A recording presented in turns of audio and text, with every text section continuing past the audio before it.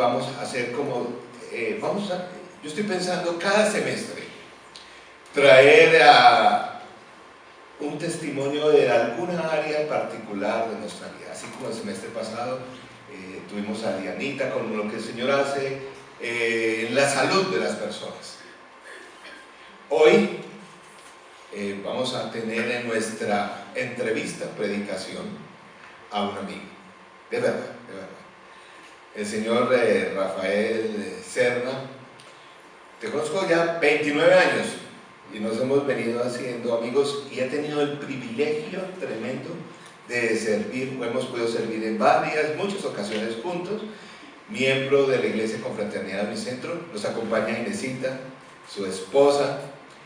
Y bueno, Rafael, antes de decir algunas de las cosas que él ha hecho, por lo cual está aquí, que el Señor ha sido muy fiel en su vida, pues es un ejemplo, y hoy estamos honrando al Señor a través de lo que hace en la vida de una persona.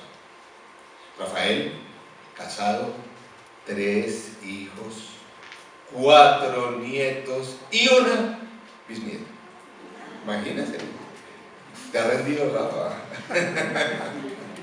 Muy bien. Rafael, decir algo que es importante.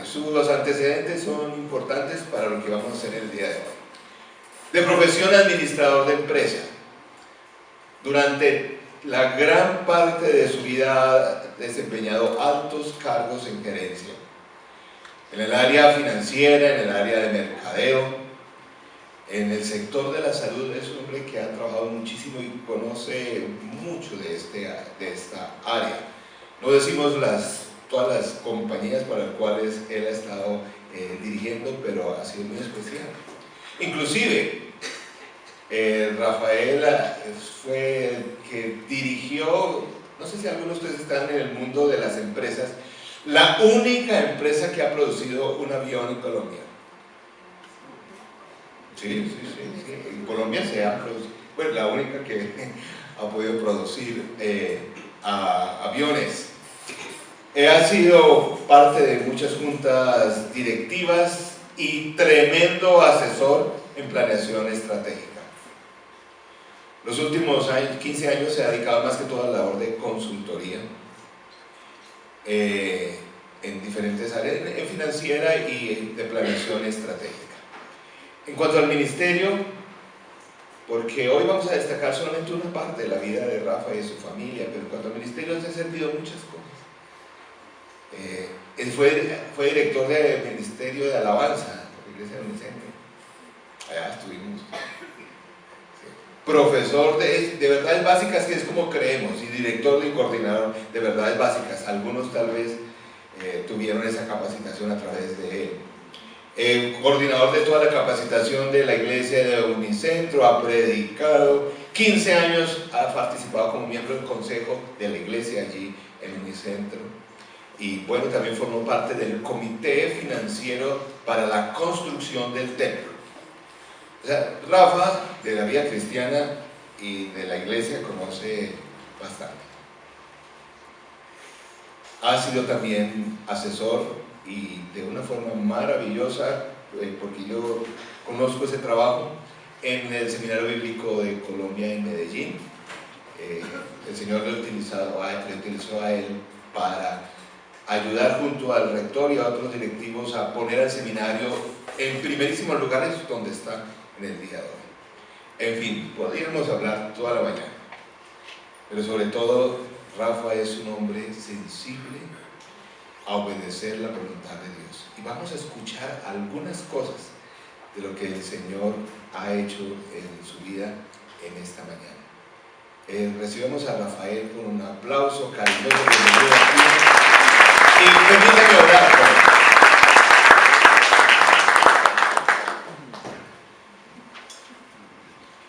Vamos a orar. Señor nuestro, gracias por lo que tú haces en la vida de tus hijos. Hoy te exaltamos porque has sido fiel y muy generoso en la vida de Rafa y su familia. Señor, utiliza el ejemplo de él para animarnos, para ayudarnos a estar en tu voluntad. Señor, gracias por tenerle a él, síguele bendiciendo a él, a Inés, su familia. Rogamos que tú sigas cuidando de todo y en el día de hoy hables a través de él. Señor, bendice su vida. En el nombre del Padre, del Hijo y del Espíritu Santo. Amén. Bueno, Rafa, ¿qué tal si nos das un pequeño saludo aquí a la iglesia? Cuéntanos, salúdanos primero. Sí.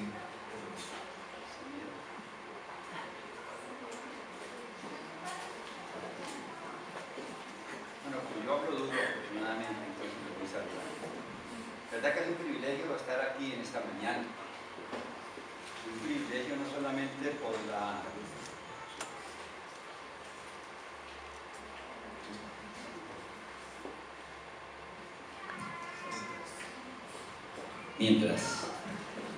no solamente por la amistad que nos une con Juan Carlos desde hace tantos años, sino porque hace 29 años yo llegué a la iglesia de Unicentro y también sentí el gozo y el dolor a la vez de que muchas personas salieron de nuestra iglesia madre para conformar esta iglesia hija. Y verla también cómo ha crecido, vigorosa, cómo ha crecido de una manera importante, es también otro motivo para estar muy contento en esta mañana. Y verdad que me siento muy emocionado de poder compartir tantos elogios inmerecidos que ha hecho sobre mi persona Juan Carlos en esta mañana. Muy bien, Rafa, una de las cosas que decimos los pastores es que de lo último que se convierte en una persona es la billetera. Y Rafa sabe de eso. Rafa, con tanta experiencia financiera, yo quisiera que tú nos mencionaras así para resumir cuáles son los los tres principios financieros de la Biblia, económicos, los más importantes que tú, en tu experiencia personal y como asesor, quisieras destacar en esta mañana. Es una pregunta interesante cuando uno puede comparar lo que sucede en la empresa privada y lo que sucede en la empresa del Señor. Realmente nosotros estamos acostumbrados a que lo que yo tengo es mío. Yo lo hice, no mi esfuerzo, y esto me pertenece. Pero cuando uno entra en la vida del Señor se da cuenta que uno no es dueño de nada, ¿cierto? Dios es el dueño de todo. Y la palabra nos lo ratifica en 1 Corintios 10:26, que dice: porque del Señor es la tierra y todo cuanto en ella hay. Ahí se acaban las dudas de quién es el dueño de todo. Y cuando uno empieza a digerir en su mente y en su corazón esa verdad, como que empieza a desprenderse de lo que realmente no es de nosotros. Afortunadamente ninguno de nosotros ha visto un entierro con trasteo, ¿cierto? Todo se queda aquí. Nos morimos, no nos llevamos absolutamente nada por lo que sufrimos y por lo que nos estresamos. ¿Qué otro principio? Primero, Dios es el dueño, ¿quedó claro? Dios es el dueño de todo. Ahora uno también se preguntaría, si eres el dueño de todo, ¿nosotros qué somos? Nosotros somos sus administradores. Él pone en nuestras manos sus bienes y su dinero para que nosotros administremos. Y ustedes recuerdan esta parábola del Señor que se fue de viaje y dejó entre sus empleados sus bienes y los fue repartiendo, y después de un tiempo vino a rendirles cuenta de lo que les dejé en sus manos. ¿Qué pasó? Vimos quiénes fueron fieles, quiénes no lo fueron, pero a los que fueron fieles con lo que era de él y los había dejado para que administraran, el Señor les dijo: hiciste bien, siervo bueno y fiel, en lo poco has sido fiel, te pondré a cargo de mucho más, ven a compartir la felicidad de tu Señor. A veces uno se pregunta, ¿por qué a mí todo me sale mal? ¿Por qué todo lo que hago como que no produce? Uno se pregunta, ¿he sido lo suficientemente fiel con lo poco o mucho que el Señor ponga en mis manos para que Él realmente se arriesgue a darnos mucho más para poderlos administrar? Tengan ustedes la suficiente claridad que Dios no le va a dar más a quien no administra lo que Él pone en sus manos. Es otro principio que uno debe tener claro en ese sentido. Rafa, pero quisiera que nos aclarase un poquito. Nosotros damos nuestras contribuciones a la iglesia o al Estado, a todos. El resto nosotros hacemos con lo que nos queda, lo que queremos. ¿Sí? Lo que queremos que el Señor quiere que hagamos. Entonces esa es una buena claridad. Entonces yo creo que es importante con lo que nos queda, cómo lo estamos administrando para la extensión del reino de Dios, que es la misión más importante que tenemos nosotros los cristianos en esta tierra. Bueno, van dos, que debemos ser buenos administradores, que Dios es el dueño de todo. Y hablando de la billetera inconversa, yo creo que lo más difícil que el cristiano empieza a acostumbrarse es a dar con alegría. Sacamos el billete, ya como que sabemos cuáles son los de 50, los de 20, los de 10, y sacamos el de 2 y lo echamos. Y realmente eso no es dar con alegría, no es dar porque me toca. Y cuando uno da porque me toca, difícilmente podrá tener una vida generosa de parte del Señor para prosperar lo que nosotros hagamos. Segunda de Corintios 9:7 dice: cada uno debe dar según lo que haya decidido en su corazón, no de mala gana ni por obligación, porque Dios ama al que da con alegría. Y verdad que dar con alegría es una emoción totalmente indescriptible, no para que la gente sepa que yo fui el que eché el billete de 25, sino para que realmente yo entienda para qué va a servir ese dar con generosidad, siendo coherentes con la necesidad de extender el reino de Dios. parte de la idea de tenerte aquí hoy, en este testimonio, vino de una pregunta que alguien hizo en nuestro consejo de ancianos. Dijo: oiga, ¿por qué tú sabes de cifras, has estado en los comités del consejo de ancianos, ¿por qué solamente como que el 25-30% de la gente es fiel? Oye, los otros, o sea, ¿por qué la gente no sigue ofrendando, no es generosa en la iglesia? Y bueno, yo conozco tu testimonio y el de otras personas. ¿Cómo uno aprende eso? ¿Cómo aprendiste tú? ¿Qué te animó? ¿Cómo fue eso de ser una persona generosa, cumplida, responsable con el Señor? Sí, yo pienso que esos principios de la generosidad tienen muchas raíces que realmente nos ayudan a producir un fruto de generosidad. Primero es haciéndolo realidad, es decir, practicando. Porque es fácil decir: hagamos una colecta entre todos ustedes, ¿no? Esa es la generosidad más amplia que puede existir. Hagámoslo en manos de todos ustedes. Pero yo pienso que, por ejemplo, yo, aunque solo conocí en muchos años de mi vida a Dios a mi manera, en la cultura religiosa en que me había criado en ese momento, pero yo era consciente en el fondo que Dios estaba conmigo. Y fíjate que eso forma parte. Ahora hablaba con Juan Carlos en estos días hablando sobre este tema, cómo en ese fondo yo entendía, aunque a mi manera, que Dios me había escogido, ¿cierto?, como su hijo, y me fui acompañando durante muchos años, aunque no sabía realmente la palabra, cómo la palabra lo ratificaba. Yo sentía la mano de Dios en muchas circunstancias, y mis padres me enseñaron a ese tipo de generosidad.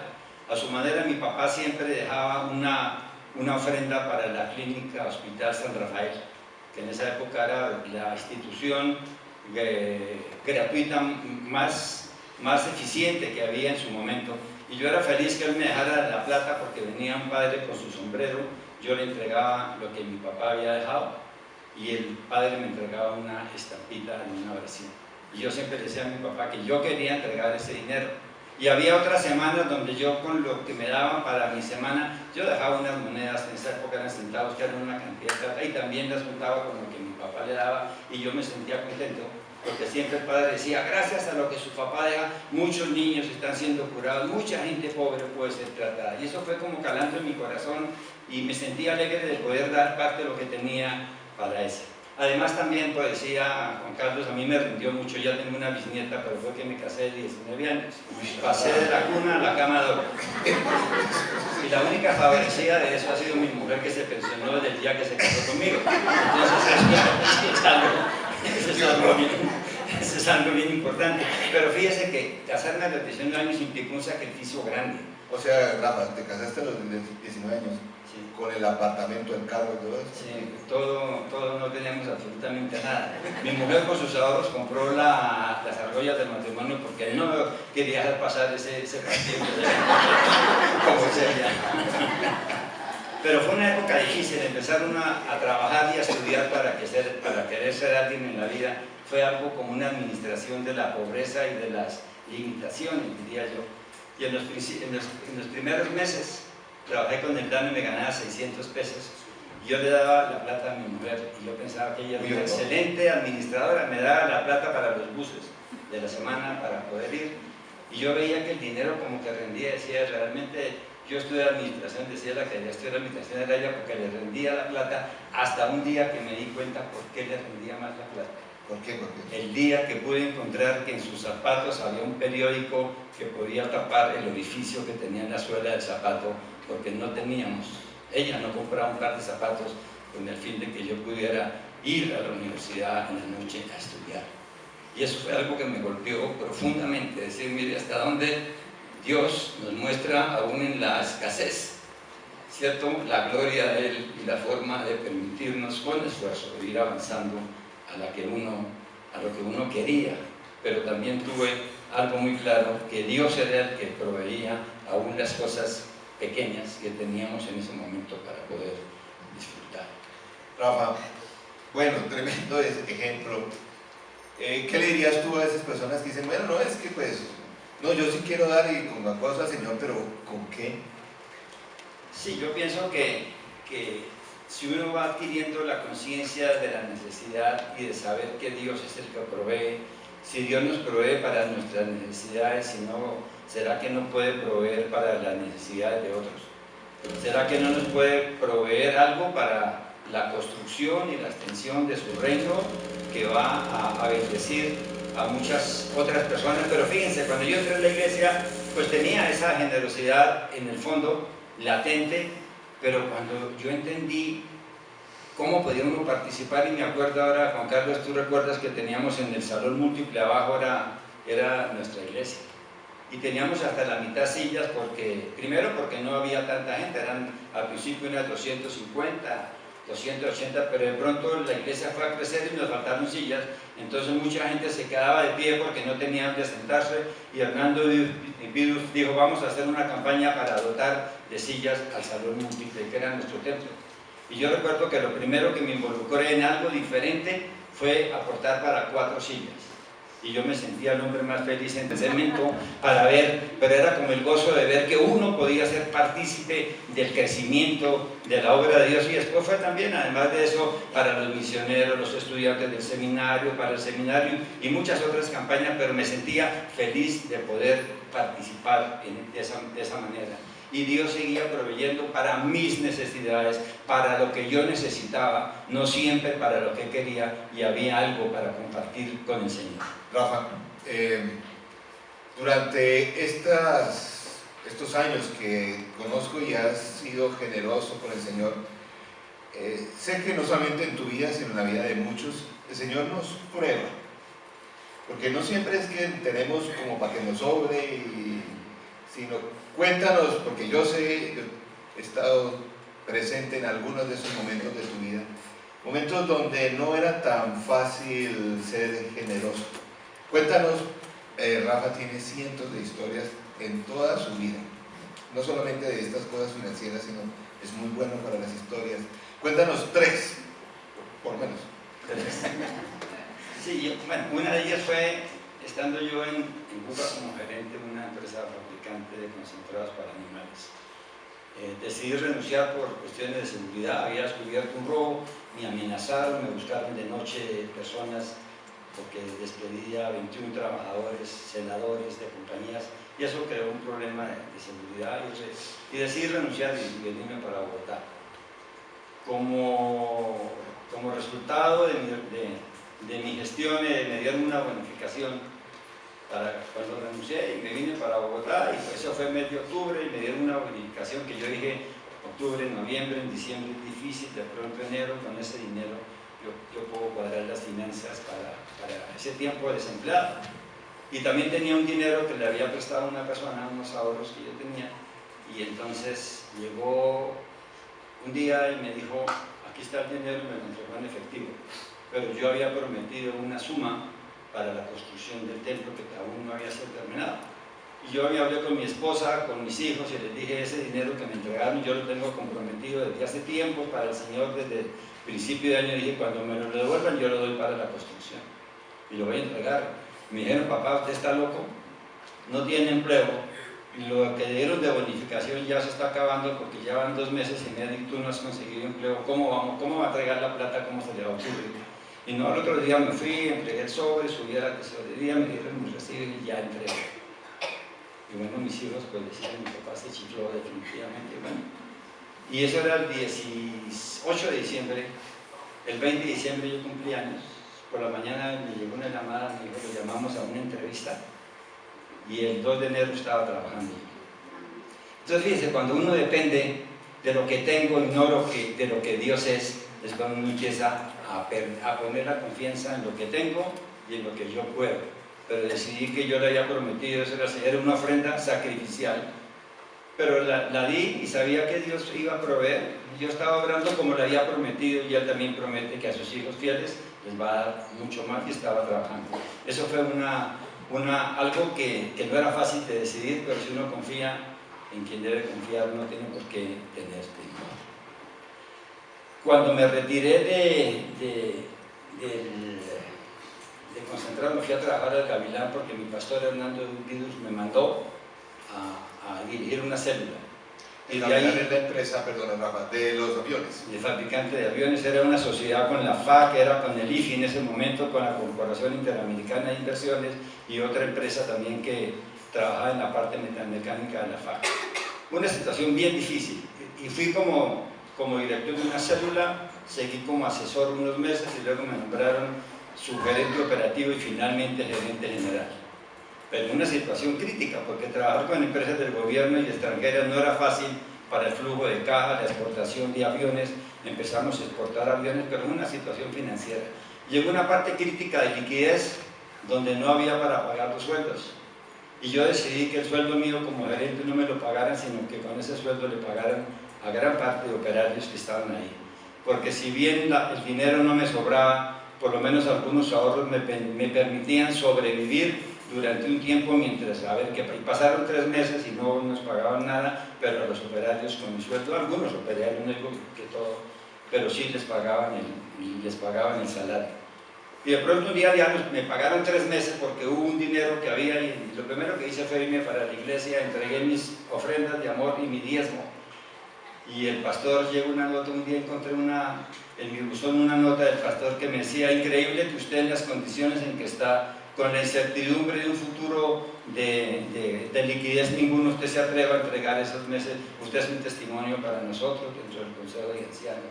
Y yo decía, qué bueno es glorificar a Dios, que Él se entere y nadie más de que uno puede hacer todo lo que necesita en manos de la confianza que tenemos en el Señor.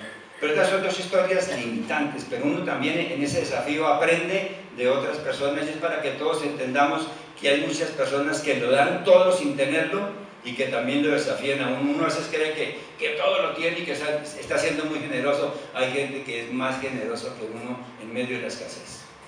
Rafa, como conozco algo de esa historia, quisiera que pusieran atención porque esta es una de esas historias que muestra el tremendo valor de los grupos pequeños, de la comunión que ocurre a través de estar asistiendo aquí, como por ejemplo damas, caballeros. La historia que Rafa va a contar ocurrió en el marco de un grupo pequeño. Rafa, tú eres el director de ese célula. Cuéntanos. Si nosotros teníamos una célula que la dirigí durante 15 años, y en esa célula había una señora que se llamaba, ya de nombre Milena de Camacho, que ya murió. Pero era una persona muy especial. Yo le decía mi viejita y ella me decía mi viejito. Era una célula muy especial. Y en esa célula pues oramos precisamente por esta circunstancia del Gavilán, de la situación financiera, que no pagaban los sueldos, etc. Pero a manera, no de queja, sino a manera de pedirle al Señor que suministrara o facilitara los recursos para que saliéramos adelante en la empresa, y orábamos. Sin embargo, el 15 de diciembre apareció Milena en mi casa y me dijo: Rafael, bueno, aclaro quién era Milena, una señora viuda con una pensión que en esa época llegaba al salario mínimo, y en esa época el salario mínimo era del orden de los 250.000 pesos. Estoy hablando hace más de 15 años, era un salario mínimo de 200, y tenía un apartamento, arrendaba una habitación, y con eso completaba ella su sostén. Y bueno, llegó y me dijo: Rafael, yo no puedo permitir que usted vaya a pasar una Navidad sin tener algo con qué compartir con su esposa y con sus hijos, y aquí le traigo este sobre. Yo dije: ¿cómo? Muy bien. Y abrí el sobre, eran 150.000 pesos de una persona que tenía una pensión de 250, y me dijo: esto es para que pueda tener una Navidad, comerse un ponqué, compre un pedazo de pavo para que lo pueda compartir. Ustedes no saben lo que yo sentí en ese momento. Yo le dije: Milena, no, yo no te puedo recibir ese dinero, no lo puedo hacer. No, es que no. Digo: Rafael, entonces, ¿qué es lo que tú nos has enseñado? Aquí hemos aprendido que debemos estar atentos a los momentos de necesidad de la persona que lo tiene circunstancialmente, no lo que pueda tener ni lo que haya tenido, y yo quiero ser partícipe. Y si tú no me recibes ese dinero, no vuelvo a asistir a tu celular, porque no puedo volverte a creer lo que tú nos enseñas. ¿Ustedes se imaginan lo que significó para mí que alguien además me enseñara aún más que en medio de la escasez puedo ser generoso? Que no le sobraba un peso a ella para poderlo compartir conmigo y decir: aquí tiene más del 80% de mi pensión, pero recíbamelo como una gratitud para el Señor por todo lo que tú has hecho. Entonces fíjense lo importante que es poder también ser uno desafiado por los que no tienen, y Dios nos culmina a dar, no de lo que nos sobra, sino aún de lo que no tenemos, y que podemos ofrecer como una ofrenda sacrificial hacia el futuro, confiando en su generosidad. Rafa, tremenda historia. Sé que el Señor ha sido fiel en muchas formas. Cuéntanos, para animarnos, ¿en qué sentido el Señor ha sido fiel con la generosidad tuya, de tu familia? ¿Cuál es tu experiencia frente a las bendiciones que uno recibe al ser obediente? Sí, yo también quisiera completar también a ustedes esta historia, porque casi que fue como algo que el Señor me fue probando y mostrando, y fueron subidas y bajadas muy serias. Yo decía: Señor, pero ¿cómo voy a trabajar para ti? Me sale con estas. Y bueno, me fui a trabajar a la empresa más grande del país, incluyendo unas multinacionales, la más grande empleadora del país, y llegó a tener 28.000 trabajadores, y una empresa interesante. Me nombraron inicialmente vicepresidente de mercadeo, luego vicepresidente administrativo y financiero, presidente encargado durante 3 años, fui el primer suplente del representante, y fue una cosa interesante. Salarialmente fue algo, yo decía: Señor, ¿cómo? Pero fíjate, de tantas cosas el Señor me puso allí. Y fíjense, el presidente de esa compañía había sido mi subalterno cuando yo fui vicepresidente de Seguro de la Equidad.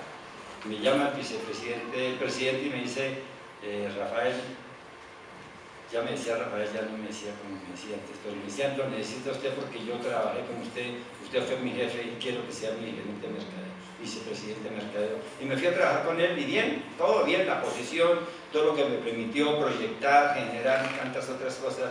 Y durante estando en Salucó, me llegó una vez una citación de la Fiscalía por una denuncia penal contra mí por haber sido gerente del gavilán de la fábrica de aviones. Y me fui yo un día para otro sin abogado ni nada. ¿Qué pasó? No, hay una denuncia penal porque usted se apropió de dineros del Estado del gavilán. Y ¿cómo así? Dijo: no se ha pagado ni un peso de lo que quedó pendiente del impuesto sobre las ventas ni la reducción en la fuente del ARPA que usted se retiró. Y como usted firmaba como representante legal, entonces la demanda es contra usted. A cambio de hacerlo contra la sociedad que era el gavilán, me demandaron a mí como representante legal, porque es más fácil embargar a una persona natural, quitarle su casa, quitarle todo lo que tiene, que entablar una pelea con una sociedad jurídica que de aquí que ganen el pleito. Bueno, para no alargar el cuento, empezó el pleito con el gavilán. Obviamente aún más me molesté, dije, no, me molesté con el señor, y dije: Señor, pero mire, Estoy allá todo ese tiempo, mire todo lo que me pasa, me das esto de Salucó, pero ahora nuevamente metido en un problema contratando abogados y así seguí mi trabajo en Salucó. Le cuento lo bueno, entonces estuve 3 años en Salucó, decidí renunciarme porque era un trabajo de 18 horas diarias. Tuve un problema cardiovascular que no terminó en un infarto, pero el director de la cardioinfantil me dijo: usted tiene reducida su capacidad cardiovascular en el 40%, una nueva sensación de opresión, de dolor en el pecho y todas las cosas, seguramente de pronto no sale bien liberado, y resolví renunciar. Mi mujer estaba en Estados Unidos, cuando ella llegó le dije: renuncié a Salucó, y me retiré. Sin embargo, el presidente, conmigo muy querido, me dijo: bueno, quédese tranquilo, ¿cuántos años le faltan para la pensión? Le dije: me faltan 4 años. Dijo: le garantizo a usted que durante 4 años va a tener contratos para que pueda pensionarse. Entonces digo, otra vez, yo molesto y digo: el Señor otra vez me da otra, te das cuenta que yo estoy detrás de ti, te sigues preocupando. Porque yo dije: otra vez voy a volver a conseguir un puesto, otra vez para completar mi pensión, se me va a bajar el promedio. Y el Señor me dice: tranquilo, que ya tiene asegurado esta parte. Otra bendición del Señor en medio de la dificultad. ¿Y qué sucedió? Seguí trabajando, y aparte de eso me dio para garantizar la pensión 4 asesorías en 4 empresas que había del grupo, y las seguía asesorando. Y durante ese tiempo, usted se imagina el pleito con el tiempo, ¿cómo se llama? El pleito con la DIAN duró 9 años. Ya me había retirado de Salucó, seguí atendiendo mis asesorías. Y yo cada que iba a la fiscalía, yo me sentía, eran 4 o 5 horas de indagatoria, me decían: ladrón, pícaro, ¿usted qué hizo con la plata? ¿Dónde la guardó? Usted sabe, y era cada vez. El día que me llegó el último Marconi con el fallo que decía de que me... A ver, Rafa, Marconi, ¿eso qué es? Marconi era el telegrama que utilizaban para poder verificar el acuse de recibo. Me llegó, yo lo abrí. Nos tenemos al agrado de comunicarle que el juez fulano de tal penal ha fallado en contra suya, usted ha sido declarado culpable, tiene que pagar la suma de 98 millones de pesos, preséntese con su abogado para pagar esa suma. Ese día me arrodillé al Señor, le dije: gracias, Señor, porque terminó este tormento. Gracias porque no perdí la casa, no perdí absolutamente nada. Voy a pagar con la plata que es tuya, que tú me habías dado, que tenía un ahorro en la pensión voluntaria, lo puedo pagar con ese dinero, pero como es tuya, gracias porque me proveíste para pagar eso sin tener que embargar la casa. Pero fue otro momento para arrodillarme al Señor, para decirle gracias por su bendición, pero también dije yo, bueno, quedé ahí, pero dije: el Señor sigue dándome, Rafaelito, ahí estoy contigo. ¿Y qué pasó? Tenía otra asesoría, ya había terminado las asesorías que me había dado para pensionarme, empiezo para tener el promedio de pensión, y una asesoría que me habían dado por 1 año, me la prorrogaron por 4 años más, que casi que recuperé el 70% de lo que había tenido que pagar por concepto de ese pleito con el Gavilán, donde no tenía absolutamente nada que hacer. A ver, Rafa, en la vida hay momentos donde tenemos pruebas como esta. Durante esa prueba, ¿qué cosas te ayudaron? Porque pues aquí de pronto hay varias personas que están con pruebas. ¿Qué te ayuda en ese tiempo uno a mantenerse, en fin, a conservar la fe? ¿Qué te ayudó a ti? Sí, yo pienso que el Señor nunca deja a nosotros de probarnos en la fidelidad, ¿no? Porque es fácil ser uno fiel cuando están las cosas bien, ¿no? Pero pruebe la fidelidad cuando las cosas no salen como uno cree. Aunque uno esté haciendo las cosas, es decir, aparentemente bien ante el Señor, hay cosas que dice: bueno, pero entonces ¿cómo es? Lo hago bien, pero las cosas me salen mal. Ese mal cobra un valor relativo cuando uno está en las manos del Señor, que nunca lo desampara. Y fíjense que siempre hay un desafío que tenga uno como cristiano frente a la generosidad y frente a la fidelidad del Señor. Este versículo a mí me llama la atención y me confronta, cuando en 2 Corintios 9:11, que dice: ustedes serán enriquecidos en todo sentido, para que en toda ocasión puedan ser generosos. No dicen de vez en cuando, ni cuando tenga tiempo, ni cuando pueda. Para que en toda ocasión ustedes puedan ser generosos, y para que por medio de nosotros la generosidad de ustedes resulte en acciones de gracias a Dios. ¿Cómo? A través de nosotros, no soy yo, nosotros somos instrumentos para que a través de nosotros muchas otras personas puedan alabar al Señor de verdad. Rafa, he hablado contigo al respecto, me gustaría que nos compartieras, ya como el Señor lo ha usado también a Rafa como asesorando desde el punto de vista cristiano a personas, a familias que están en dificultades económicas. Pastoralmente he apoyado varios casos donde Rafa pues trata de acompañar, porque estos principios no son tan fáciles de aprender. Yo quisiera que nos contaras, Rafa, que nos contaras qué son las cosas que más difícil o más trabajo nos cuesta aprender cuando tú estás asesorando a personas que están con problemas financieros, deudas y todo eso. ¿Qué es lo que tú notas que es más difícil que aprendamos?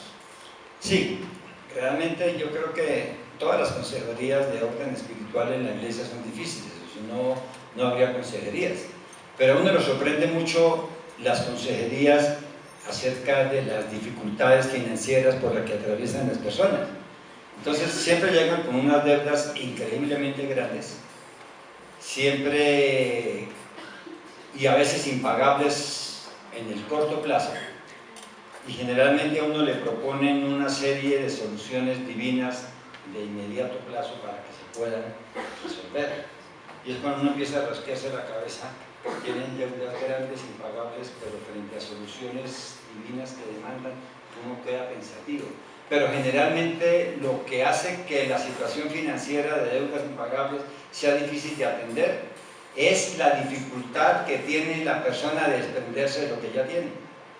Quieren tener las deudas, quieren tener los bienes, pero no quieren sacrificar nada. Entonces, como hablando en esta época actual, es como si pretendieran una transferencia del Señor a su cuenta corriente sin hacer nada, sino es que necesito para pagar, gire. Y resulta que si uno se ha metido en deudas durante muchos años, tiene que tomarse un buen tiempo para poder pagar y poder absorber todas esas deudas.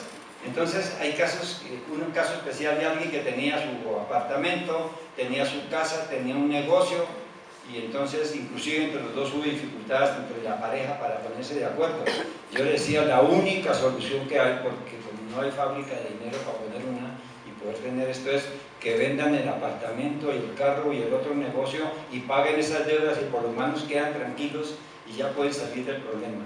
Y eso tardó como 6 meses, que casi había que mandar a otra consejería para separación, que se pusieran de acuerdo y pagar las deudas. Después de que pudieron desprenderse de lo material que los amarraba, salieron del problema, pagaron sus deudas. Y hoy me los encontré después de mucho tiempo, hace unos años, de decir, mire, gracias a esa tenacidad y a la forma como usted se puso serio en un momento dado, pudimos desprendernos de esos bienes, cancelar las deudas y salir adelante y aprender que tenemos que reducir los gastos, que es lo más, reducir los gastos a lo necesario.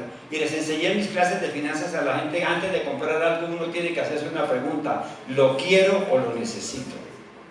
Hay cosas que uno quiere tener y quiere comprar porque es la moda, porque el vecino lo tiene, porque eso es lo que la gente tiene, y otra cosa es lo necesito.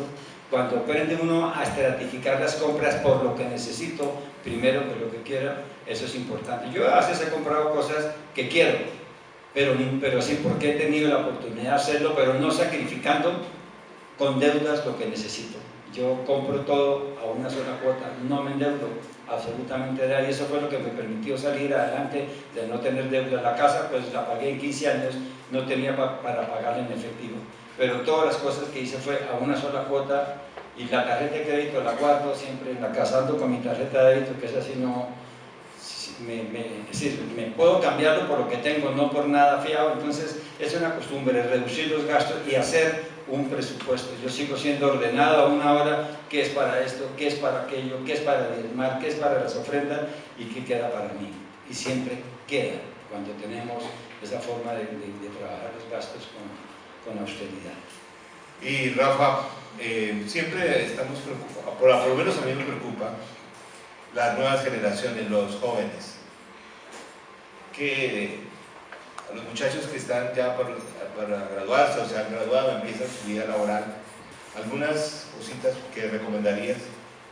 Sí, yo pienso que uno tiene que desde el principio poner todos sus planes en las manos del Señor. Yo lo hice cuando no tenía nada, me fijé en mi corazón, como le digo, en la forma como entendía mi relación con Dios, que uno tiene que tener un norte y un futuro y una visión, y Dios va proveyendo a esa visión para irla construyendo. A veces queremos acelerar los procesos de tener que alcanzar todo el tiempo y no se puede. Uno tiene que darle prioridades a las cosas en la vida, sea joven, estudiante, ya recién graduado, profesional o recién casado, de ir, ¿qué necesito primero? Yo lo primero que compré fue mi Renault 4, porque yo decía, ese carro lo puedo pagar en 2 años, la casa es en 15. Y precisamente cuando estaba terminando de pagar el Renault 4, pude comprar mi casa, pero fui planificando.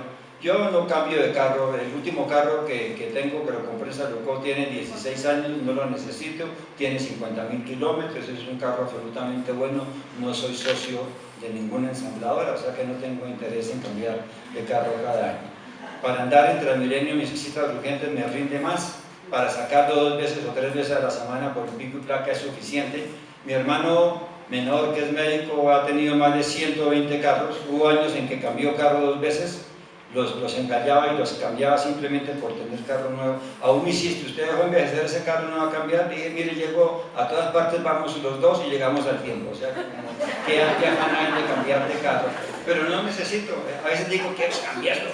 Pero digo, pero ¿para qué? Mejor con eso, esa plata que pago de una cuota, mejor me voy a Estados Unidos a visitar a mi hija y a mis nietos. Entonces saco más gusto en eso que en ponerme a tener un carro parqueado en el garaje de la casa, y planificar obviamente el futuro económico personal. Siempre hay que planificar. Y bueno, algún día vamos a tener la oportunidad de dar un taller para esa planificación, ¿cierto? Yo veré a todos los que digan sí se me inscriben, porque ya son las inscripciones. Levanten la mano, así tengo bueno, ya está la taquilla. Listo. Rafa, yo sé que te estoy cambiando un poquito el orden, pero Rafa, terminamos con esta historia que para mí es de escribir. Yo estoy escribiendo algunas historias y esta hay que escribirla. De cómo estimulaste a una iglesia muy, muy pobre. Cuéntanos la historia de la iglesia. Recuerden la historia de la iglesia en Buga. Muy bien, cuando yo estaba como gerente de esta empresa en Buga, venía a Bogotá cada 15 días a dirigir la alabanza en el centro. Pero mientras los domingos que no venía, empecé a buscar iglesias y encontré de todas, de danza, de bailes, de donde todos hablan al tiempo. Yo dije, Señor, yo no puedo encontrar una iglesia medio parecida a la Confra. Andaba yo, pero me hice desprogramado un domingo, 2 años y medio allá en Buga, y un día me fui y me dijeron, alguien de operario me dijo, doctora, allá en tal parte del barrio hay una iglesia chiquita y muy bonita. ¿Usted ha ido? Le dije, me dijo, no, pero es bonita, es que... Entonces saqué mi carro, fui, parqué y empecé a mirar desde lejos, y me pareció una iglesia muy sencilla, pero bien sencilla. Me entré yo, bancas de esas de madera, estilo iglesia católica, pero era una iglesia bautista, con el bolsillito, con el libro para los himnos y todo, y entré, me senté y me gustó. Una alabanza muy linda, muy parecida a la que teníamos nosotros en la Confra. La predicación del pastor me pareció bien interesante. Era una iglesia estrato 2, 1, bueno, 2, 1, dejémoslo, hasta ahí está bien. Era esa iglesia, y bueno, di mi ofrenda el primer domingo, luego me volví otra vez el domingo, y de pronto un día el pastor me dijo, oiga, necesito hablar con usted. Y yo, ¿y usted quién es? No, le decía, no, yo soy fulano de tal, yo soy el gerente de la planta no sé qué, esto, lo otro, vengo de Bogotá, yo voy a tal iglesia en Bogotá, quería ubicarme y realmente me he sentido bien en la iglesia. Me dijo, yo quisiera hablar con usted, ¿puedo ir a su casa? Y claro que sí, él quería saber quién era yo, qué vivía, qué hacía, y fuimos, y llegó como a las 5 de la tarde y duramos hablando hasta las 9 de la noche. porque le empecé a contar todo lo que estábamos haciendo en la iglesia, capacitación, cómo estábamos construyendo el templo, qué hacíamos, y se sintió emocionado. Ya parece que le ofrecí confianza para hablarme. Me dijo, mire, yo quiero que usted me ayude en algo. Y entonces dije, ¿qué? Mire, es que estamos, usted sabe, tengo la iglesia, esta iglesia lleva no sé cuántos años, 30 y algo de años, y es una iglesia que no da sino pide. Allá la gente no da, no diezma ni nada, sino hay que darles para ayudar con las pensiones de los niños al colegio, con los libros, con los útiles, absolutamente. O sea que la posibilidad de crecer es ninguna. Yo quiero hacer como en el segundo piso, hacer unos saloncitos para la escuela dominical, pero no tenemos plata. Entonces le conté lo de los metros cuadrados, cómo lo podíamos comprar, armamos la campaña, todas las cosas. Me dijo, entonces usted tiene que predicar. Y yo, pero ¿cómo? Yo nunca he predicado. Yo llevaba en la iglesia que 3 años, 4 años, no, pues usted tiene que hablar, mire a ver cómo lo hace, y bueno, y quedamos así. Entonces diseñamos las papeleticas, todo. Me fui ese domingo en los 2 servicios, entonces por la mañana, y dimos la predicación, todo, hablar sobre la generosidad, etcétera. Pues la experiencia mía no era mucha, sino el corto tiempo que llevaba, pero hicimos la predicación. Y llegamos con el pastor al final de los 2 servicios, y desocupamos las mangas esas, y únicamente había 3 papeletas. La del pastor, la mía, y la de una niña que comprometía la mesada del mes para la construcción de la iglesia. Usted se imagina esa bendición, diría yo, que hubiéramos tocado una niña de 10 años que comprometía su mesada. Nos arrodillamos con el pastor, nos abrazábamos y llorábamos de decir, gloria a Dios, que es la primera vez que una iglesia en cabeza de una niña puede decir que compromete sus 2.000 o 3.000 pesos al mes para que construyéramos las aulas para la escuela dominical.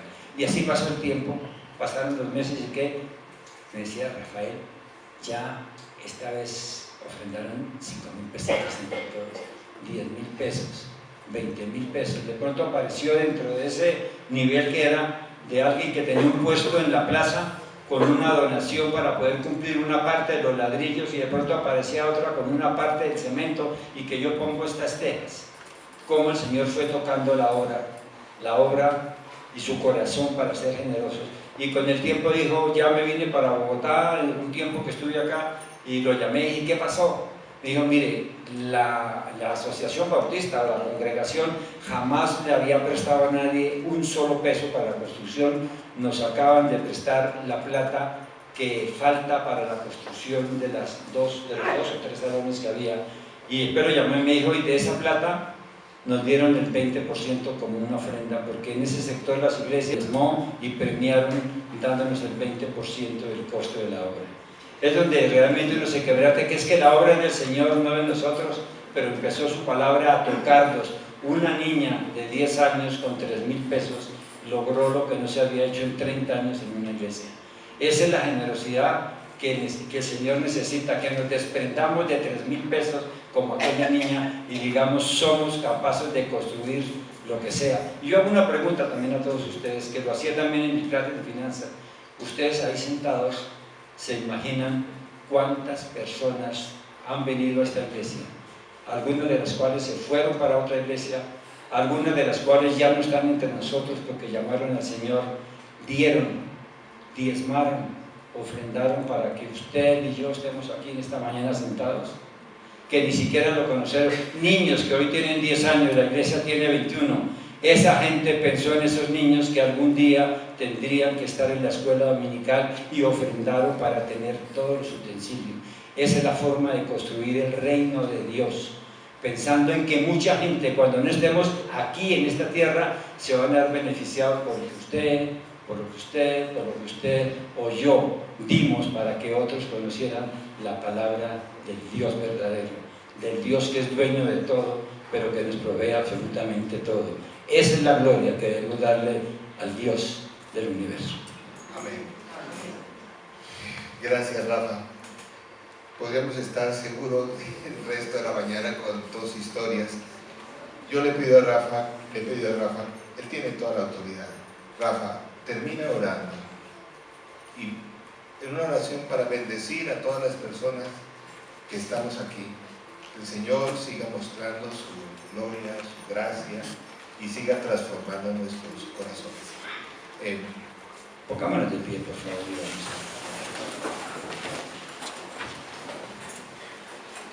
Señor,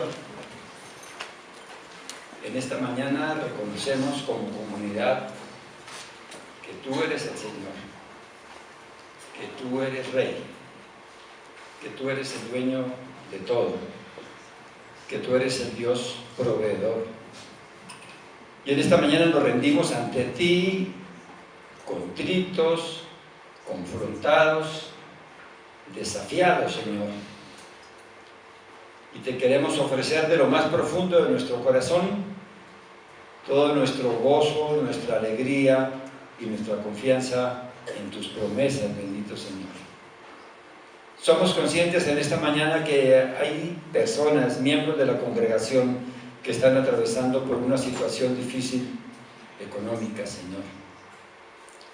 Somos conscientes que hay personas que tienen su empresa, que tienen su negocio personal y que la situación misma del país y situaciones exógenas, Señor, y ajenas a su voluntad y a su esfuerzo, no les ha permitido, Señor, tener los réditos y los ingresos necesarios para suplir sus necesidades, Señor.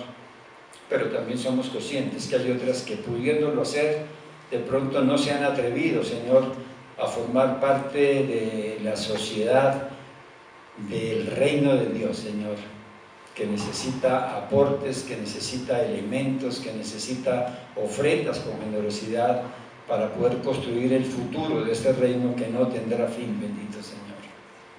Y yo también te pido en esta mañana, Señor, que el poder de tu Espíritu Santo caiga en esta mañana sobre todos los miembros de esta congregación, asistentes a este servicio, los que vengan al segundo servicio y los que por alguna u otra razón no han podido venir, Señor, para darle gracias infinitas, Señor, en tu nombre, para los que han podido contribuir a que esta iglesia, La Colina, tenga 21 años, Señor, y pueda seguir creciendo y pueda seguir llegando a ser una iglesia que impacte a este sector de la Colina Campestre, Señor. Atiende, Señor, los requerimientos, las necesidades y las demandas de esta congregación, Señor. Atiende sus necesidades sentidas, Señor, y que ellos también puedan sentir, como yo lo sentí, Señor, la caricia tuya en medio de la escasez y en medio de la dificultad, Señor. Que puedan probar, Señor, tu generosidad. Que puedan probar que tú eres un Dios que nos ama, un Dios que no es ajeno a nuestras propias necesidades, Señor.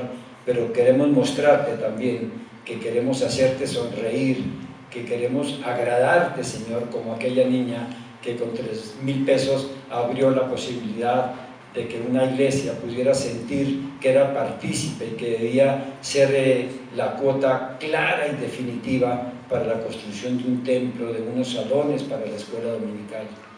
Yo te pido, Señor, con todo el corazón, con toda la firmeza y con toda la confianza en tu generosidad, que descienda tu Espíritu en esta mañana, Señor, y que caiga sobre cada uno de nosotros la triple bendición del Padre, del Hijo y del Espíritu Santo.